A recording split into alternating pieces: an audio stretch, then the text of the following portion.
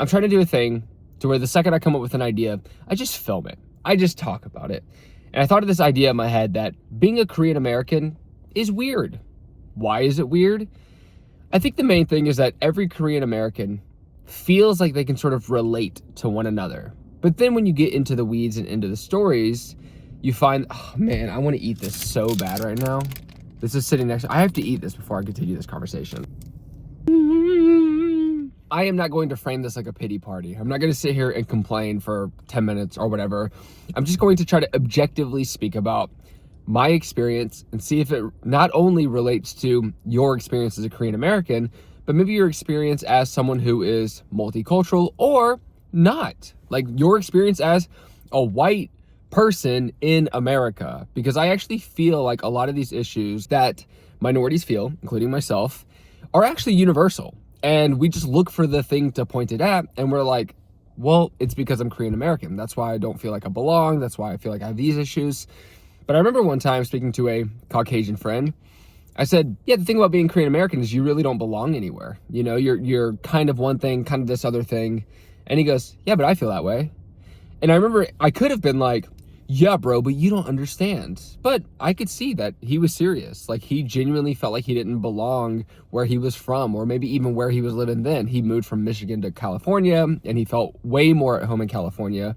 But he grew up feeling similarly, like, oh, I'm in a culture that I don't belong in. I have views and ideas that make sense to me, but everyone else around me don't like those ideas. So I think a lot of the feelings I feel as a Korean American might be universal overall, but I thought it was worth talking about. And the reason I'm bringing this up now is because I have a therapist who's Korean, born and raised in Korea. And she said she wanted to be a therapist for older people who were having issues.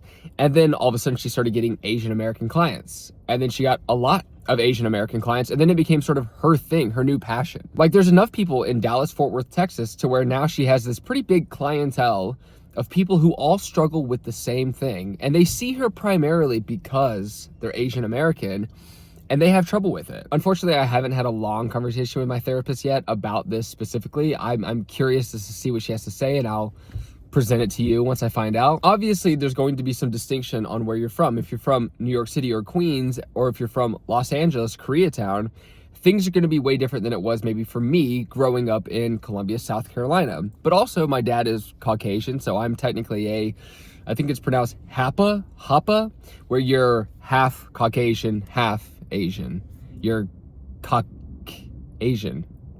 So I would say my experience would be much different from someone who looks more Korean from my same community, but there wasn't anyone. Me and my brother were the only Korean Americans at my school. The truth is, even in the Deep South, I didn't experience blatant racism often at all. It was all like very subtle, maybe cancelable, where people would just say jokes here and there, but there was a lot of like, where are you from? And I would say, oh, I'm from here, but my mom's from Korea, which is why I look a little Asian. And they'd be like, oh, no way, cool, like, tell me about Korea. There'd be this big conversation because at the time, everyone knew about China. And when people would ask me questions, they would actually be interested. And I felt really cool being able to be like, well, I know about this culture and this. My mom's from here, so I'm pretty Korean. What can I say? You know how it is. And then when I was 8 years old, I visited Korea for the first time. And the first thing someone said to me was, it's an American, except they said like, American. And I remember thinking like, oh, weird. Because like, that's the first thing someone would say back home is Korean. And now, so then I think that's when sort of the conversation slowly formed in my head that was like, oh, okay, well, where's my place? Spoiler alert, there kind of was one. And I call this place California or New York City, places that are just culturally diverse in general. I am actually going to belong more in a place like California than anywhere in Korea, because there's so many Korean Americans, Hapas, all types of cultures in these cities. And that's why cities like this are so good for people like me. Even though I live in Dallas, Texas now, also very diverse. That's why I've always wanted to live in more metropolitan areas, because I appreciate more diverse cultures, because I blend in. Again, let me know if any of this is more universal and I'm just applying it to the label of Korean American. But I also think when you're part of different cultures, it's easier to analyze the world around you. Like when people talk about American pride or this strong American culture, well, I don't really feel completely American. So to me, I felt like I was watching people's perspective. And then in Korea, I could sort of watch it. I never really felt like it was me or my country or my nation. So I felt like it gives me a more objective perspective of things like politics and whatever's going on in the world and watching the news and thinking, what is this nonsense? This is ridiculous. But I also think if you have strong negative emotions attached to your childhood, then being Korean American, I think the hardest part about it is that you imagine a world in which you were born and raised somewhere else. And in that world, your childhood was easier. Your life was simpler. Things went better for you.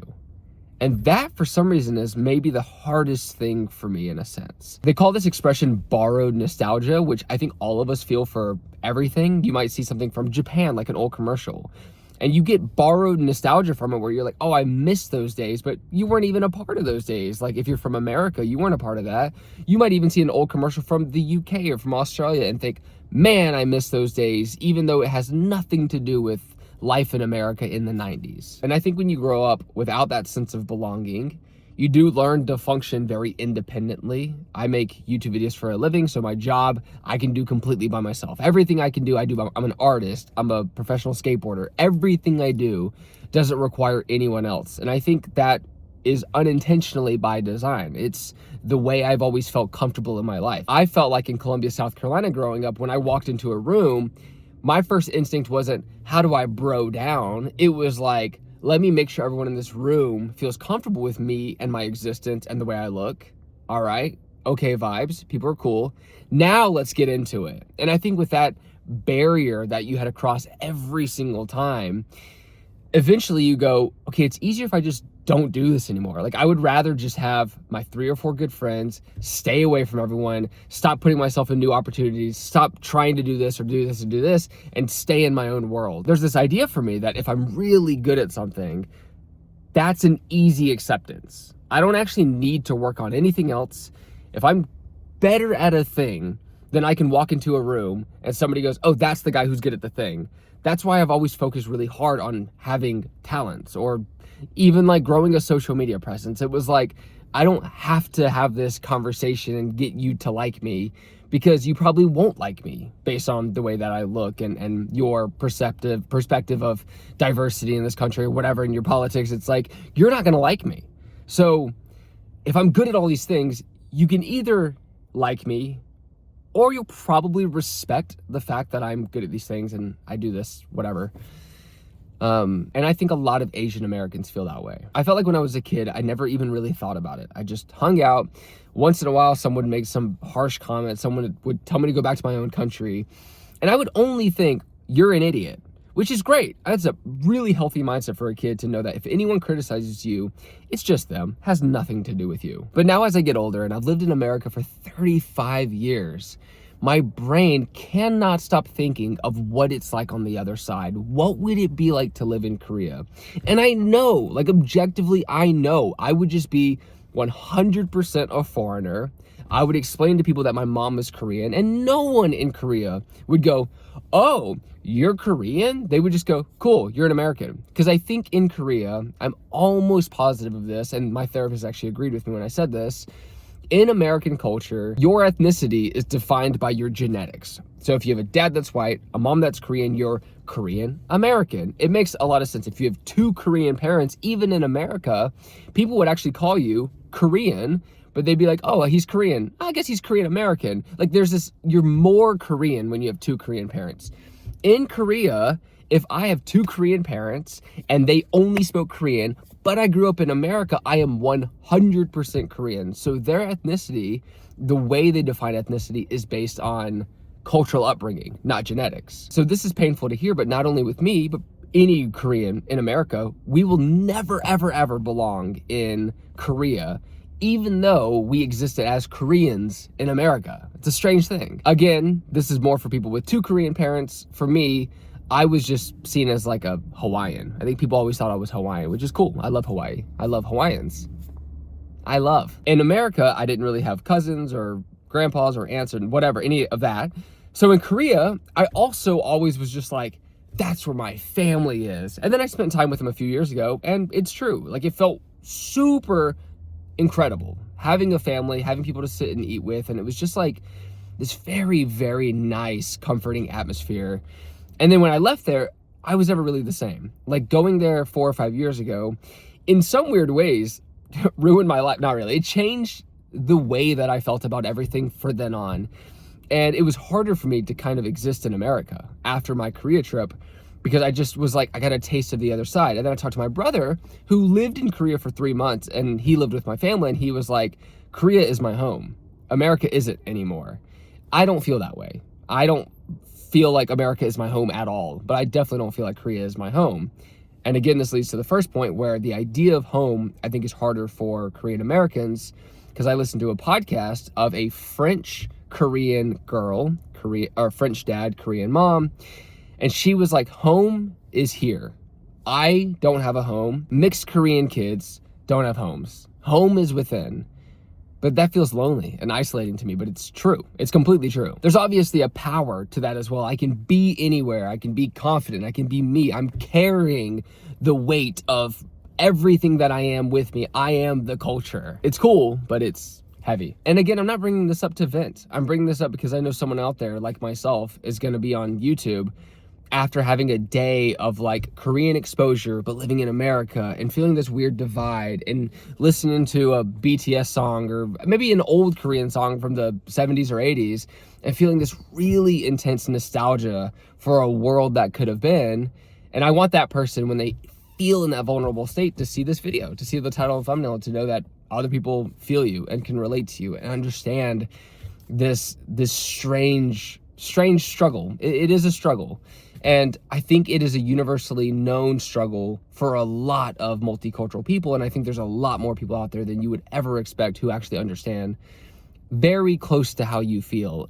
And again, maybe everyone knows. Maybe I'm speaking to the entire world here. Nowadays, as there is more diversity, especially in America, I think everyone or a loved one or a friend actually can relate to this. And for someone like my wife, who grew up Caucasian in Dallas, Texas, this is a huge conversation for her because her husband and her kid now both have this interesting flavor. And everyone in the future is going to have that as well. And your friends and family and community are going to have that same thing. So we're all going to be a part of this conversation. And times will shift. Eventually, you'll be someone who kind of stands out for being just white in a community. This is already happening today, and you're going to have a similar conversation, make a YouTube video and go, I'm making this video for people out there who are just white in a community of people with dark hair. Everyone else has dark hair.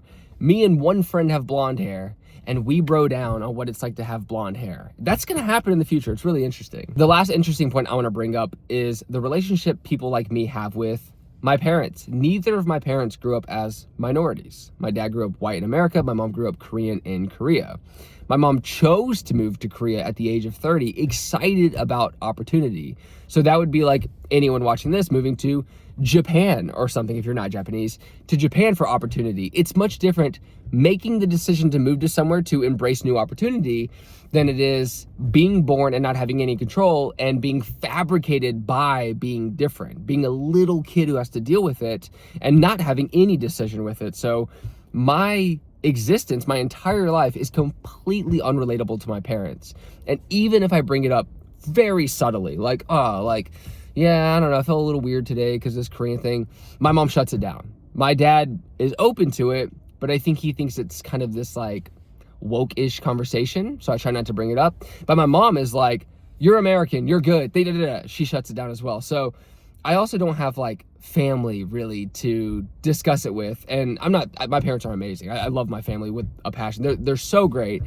But when it comes to sensitivity in general, my family's like, no, we are not.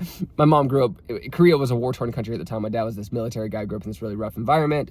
They're like, they don't care about these feelings and emotions and things, but I do. And I feel like it's important that someone in our family starts kind of being like, guys, I'm thinking about feelings a little bit. I won't go too hard in it, but it's got to start with this family somewhere, and I might as well be me. So again, I know we're in a lonely epidemic right now. So many people are lonely, but this definitely makes people feel lonely. This feeling that I have, even when I'm around my wife and my kid and my parents, I still feel lonely. I still feel like I'm doing this battle all on my own. And I luckily have my wife who actually is so good at listening to about it and understanding it. And I think she feels it as a woman who grew up in an industry or a culture that's massively male dominated.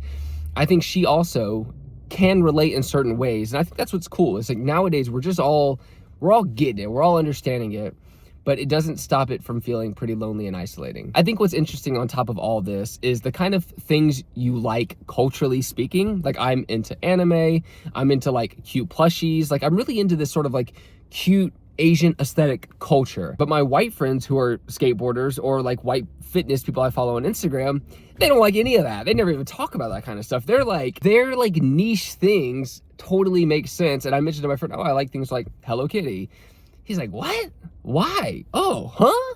But in Asian culture, if I mentioned that to any Asian American who's like 50 or 60, they would be like, yeah, of course. Well, of course. I mean, the Hello Kitty's amazing. I mean, like it's such that cute mascot culture is everywhere in Asia. And I have no idea why. I grew up in America, but I have this inherent love for very Japanese or Chinese or any Asian culture in general. It makes me feel so full and good, and I love all of it. But my white skater friends definitely don't. They don't care about any of that. They don't know about any of that. They're not like listening to Chinese music in their car. They're very like, it's different. And that leads me to the theory that the reason we sort of like anything is because we feel some kind of inherent connection to it. We're not just objectively going, that seems fun, that makes me smile. There's almost this sense of nostalgia with something new that we get into. And some of the things my white friends will bring up to me, I'll be like, I don't even get this. Like, I don't know why you like this at all, but I'm proud of you. I love that you like this. This is great.